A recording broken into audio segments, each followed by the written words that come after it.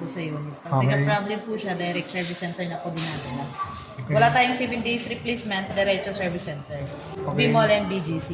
Yan yung service center ni Biantomax. Tapos yung resibo nag-feed po kasi yan, pa-picture, photocopy po mamaya pang baka. Sige ma'am, kasama tayo guys, Beyond the Box FT.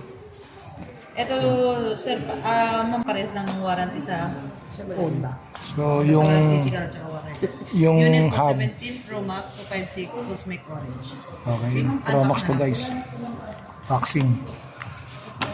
Yun no. So siyempre ang iPhone talaga tipid sa previous to eh.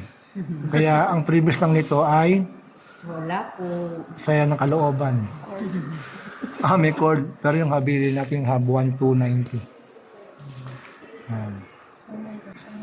Buti mahaba ko kumuha nila. Yan, okay. iPhone 17 Pro Max. Yehey! Karen! Ganda. Alayo. Diba? Kasi sa kabilang store, sa Caloocan, wala siyang orange. Yan kasi yung pinaka-flagship ni iPhone as of today.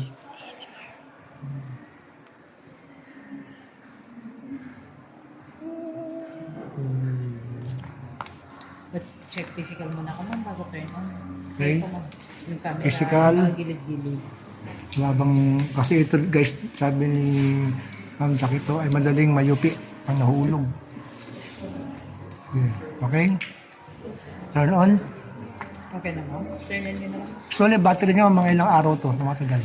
Yung battery life niya naman, sir, is 30 hours. 3-0. 3-0. Opo. Depende pa po yun sa usage niyo po, sir. 33. Galing.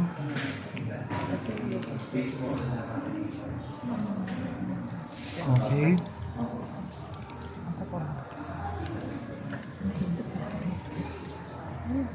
Yun o. Asan yung kanyang welcome?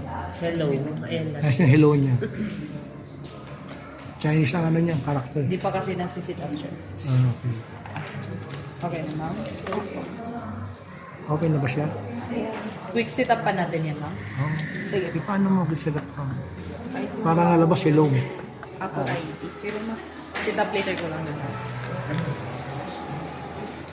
Kunin ko lang, sir. Up, internet natin.